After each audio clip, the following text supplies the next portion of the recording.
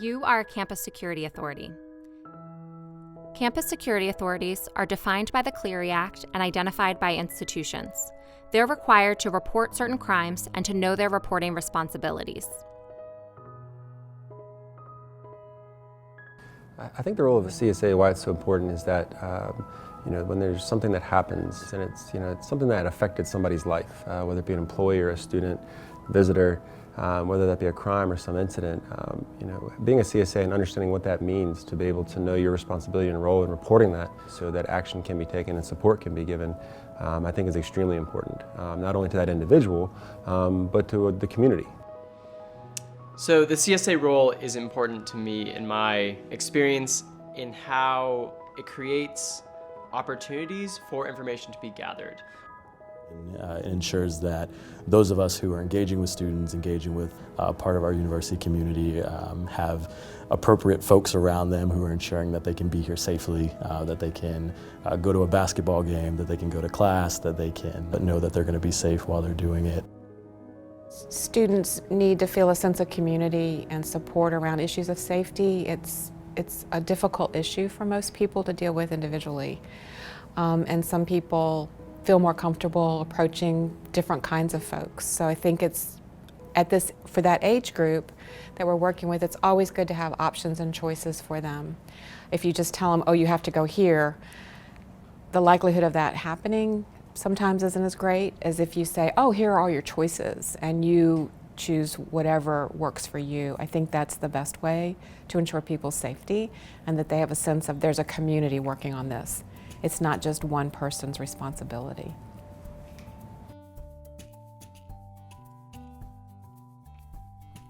The Clery Act defines campus security authorities, and institutions identify who on their campus falls under that definition, which is a wide range of individuals who typically have a security function or significant responsibility for student and campus activities.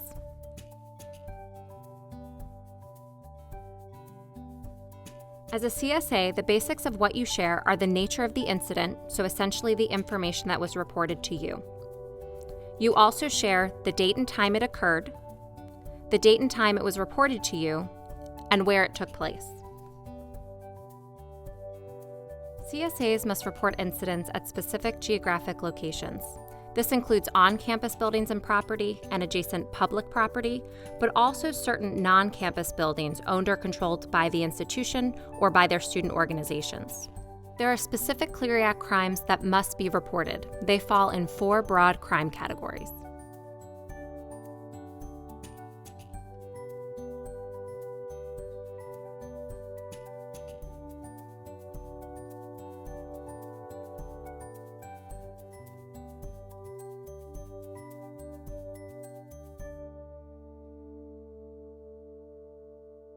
There's obviously certain clear reportable crimes, some that come to mind, arson or homicide, robbery, some of those higher level ones, but some of the ones we may not think about as often are something like intimate partner violence or domestic violence, stalking, even sometimes alcohol violations. So it can be a pretty broad range. So we don't expect everybody to become an expert on every single crime, but pretty much most crimes we're going to see occur within the university community are going to be classified as a potential Clery crime.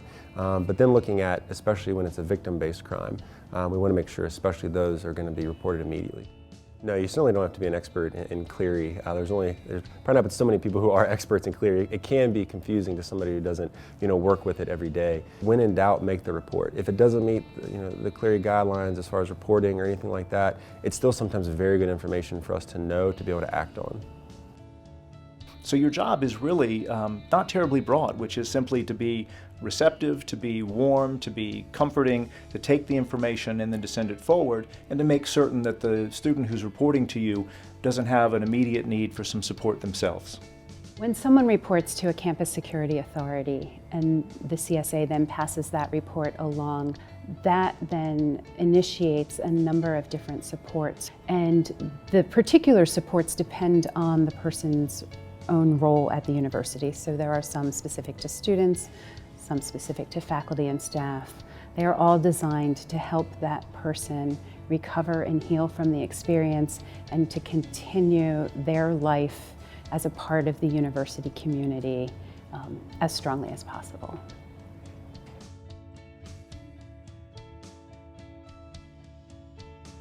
We have a number of academic supports for students, so if something occurs that's impacting their ability to be a student, whether it's the Student Disability Access Center, whether it's their association dean, whether it's a department chair, we work really closely with them to make sure that they can continue to thrive academically. If they need any flexibility or accommodations within the classroom, that they can have that as well. And so we kind of pride ourselves on being that gatekeeper, and to your point about making sure that doors are open, that there's open doors for individuals who are reporting. If they don't know where those open doors are, kind of leading them to those open doors.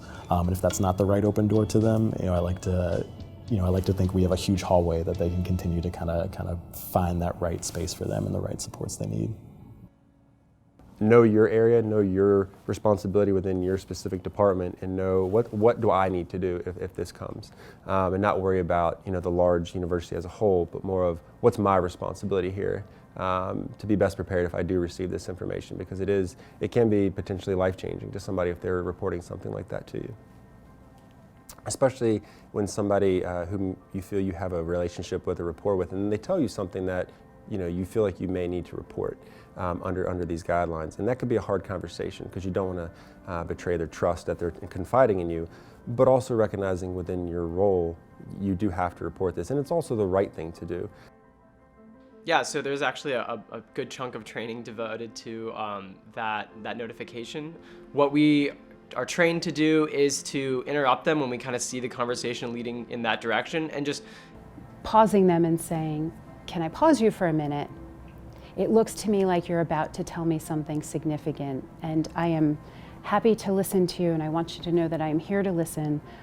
I also need to let you know that..." I do have the obligation to now report this to the university to not only assist you so that they can assist you, but also for maybe the safety of the community as well.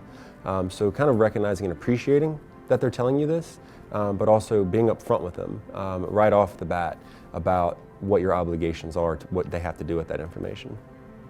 What I wouldn't recommend is I'm doing this because the government's telling me to, or I'm doing this because I have to, and making it feel burdensome. I think what I would recommend is that talking about the responsibility to report as a way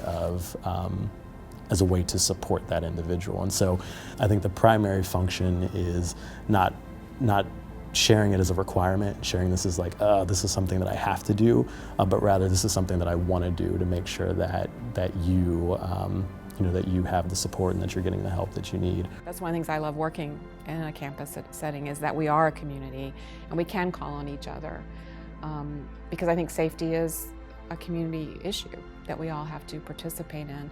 I know it's hard when you're one-on-one with that student and you feel like, oh my gosh, I have to fix this right now. I have to help this student right now. I have to do everything. And that's a real normal reaction that people have. And just to take a deep breath and remember, wait a minute, there's a whole group of people who want to help with this issue and can help with this issue.